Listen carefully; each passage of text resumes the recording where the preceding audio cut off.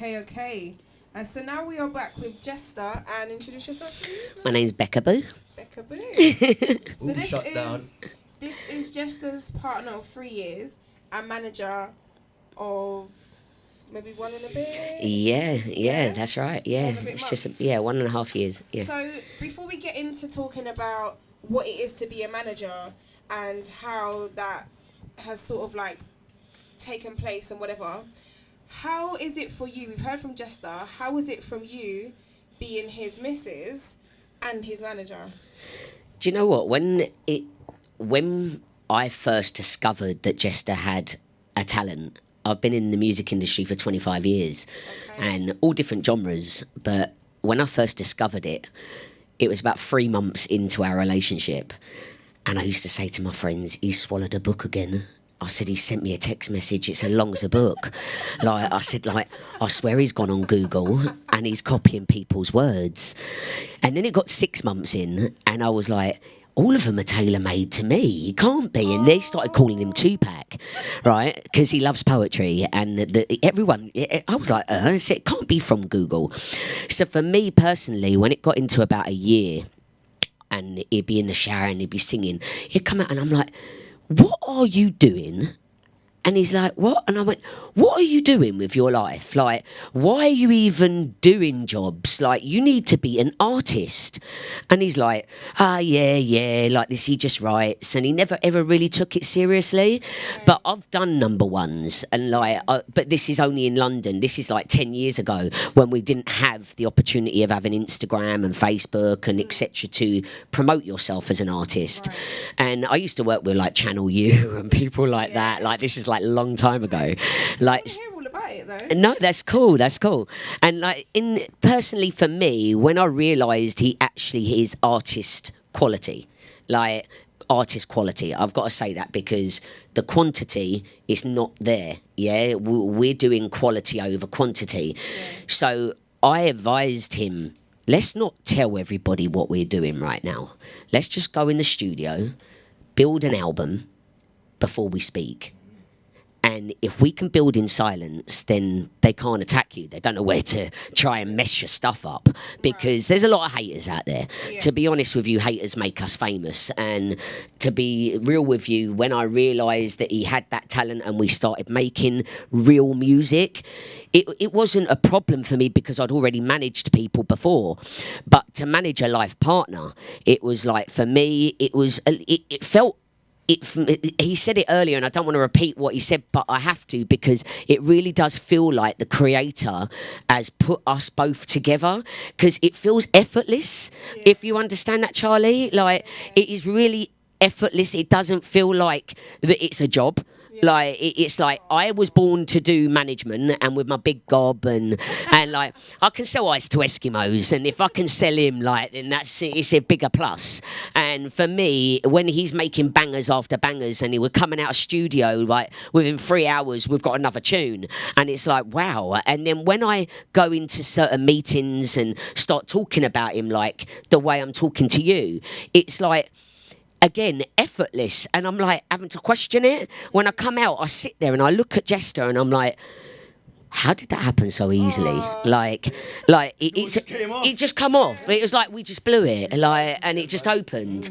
And it's like, for me, that you have to see the signs. If you ignore the signs, you're a fool to yourself, okay? And it is all about intuition. It's all about your gut instincts. And when something feels right, it feels right. And you just got to go with that, Charlie, yeah? Oh, that's so sweet. So, you said you've been into music for about 20 years now. In and out of the industry doing little bits. Yeah. So talk to us about that. How did that start? Well, Becky was a dancer. Hey. But yes, I was a dancer. I'd done choreography mainly behind the scenes.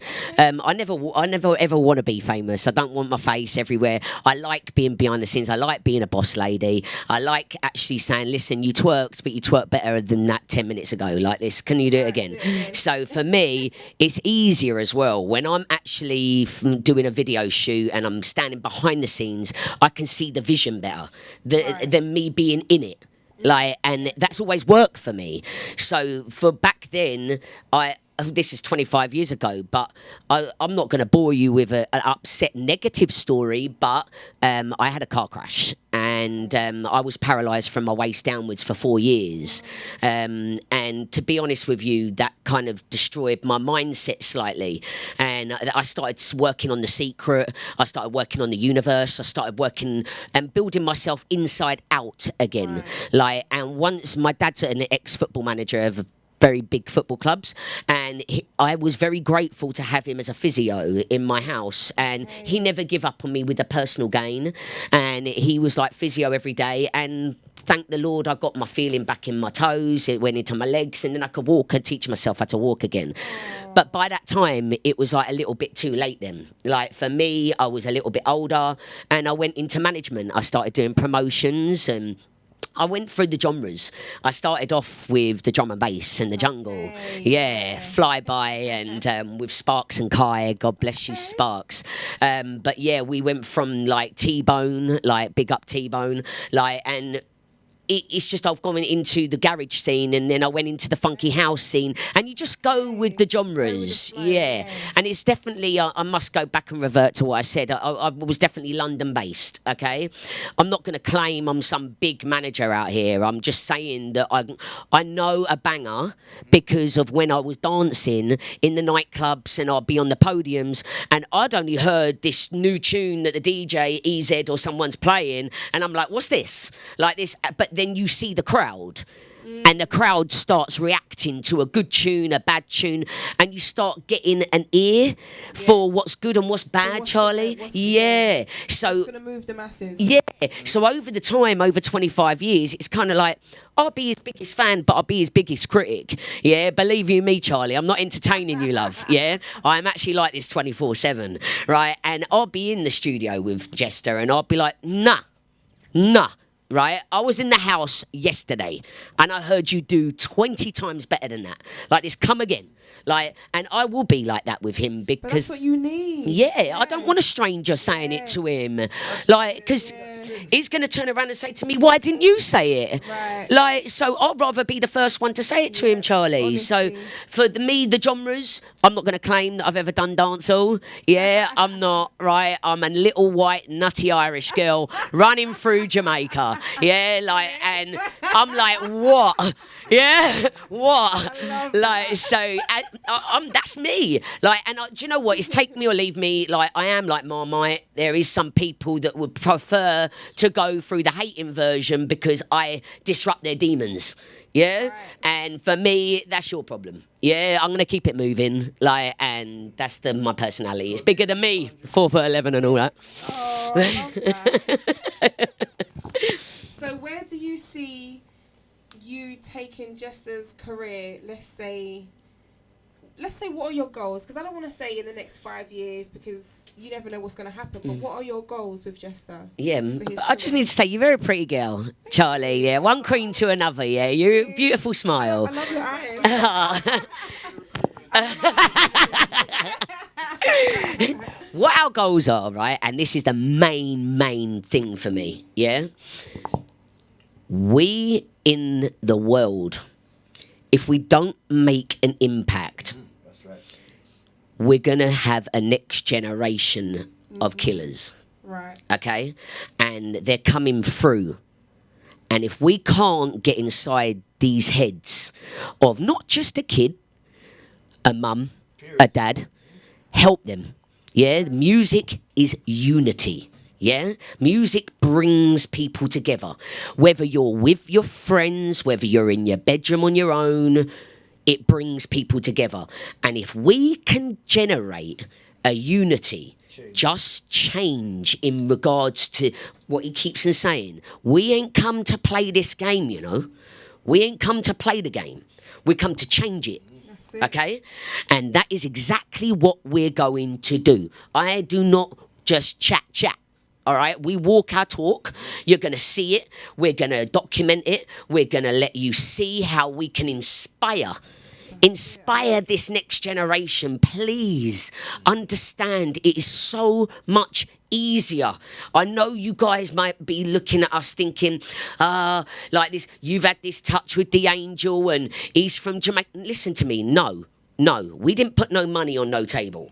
Okay, and weren't related to anyone, Charlie. Yeah, this is just backbone of hard graft. All right, but we have had a massive help from the internet, Charlie. Yeah, because that internet there can make you get heard in different countries. All right, it opens up doors, and that one little like could be somebody that would change your life. So I'm telling every child and every person in the music industry that is trying and you're thinking about giving up, don't, because you know the one best thing that you can do is believe in yourself. Yeah, believe in yourself, and it will flow you through them bad times. Because if you don't believe in yourself, when you go out to perform this tune, and Charlie, I've been saying this a lot recently, and I must say this to you on air, yeah, because this is a major thing for me right now. From me working in the industry when there was not the internet to help you out, to working on it now, we've got a breed. We've got a breed of rappers and musicians that are thinking that because you've got 200,000 likes, 1 million views, you're famous. Let me just remind you of something, yeah? Instagram and Facebook shuts down tomorrow. You are no longer famous, okay? No longer. It's over. Okay, so for me, you need to come out here and make a change with the music you're doing, yeah, and get into your community and help these children come through and generate a breed of people that believe in themselves, not believe in just Instagram and the likes, okay? Because your label, if they are sitting there, you've got to have this vision board. You've got these record labels sitting there on a weekly basis, yeah? They're going through all of these artists and looking, oh, you've got 1 million views, you're not signed. And they come for you. All of a sudden, kids, you got to go and deliver that tune. You got to go on a stage in front of thousands of people.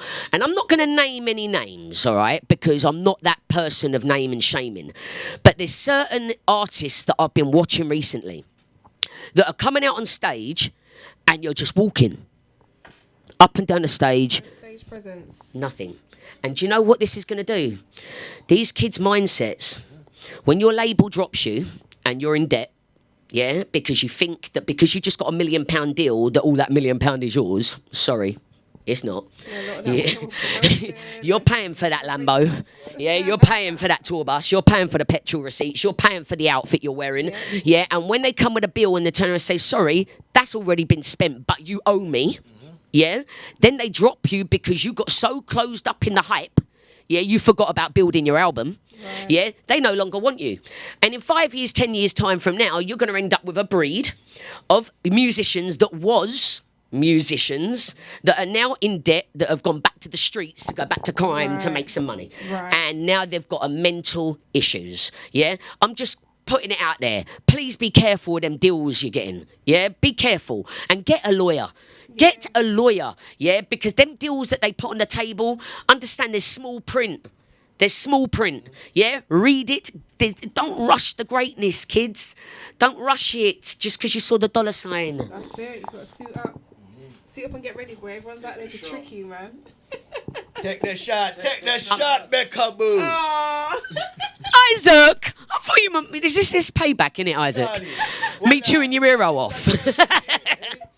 Take the shot, man. That's it. You know what? It's funny to say you're from Ireland as well.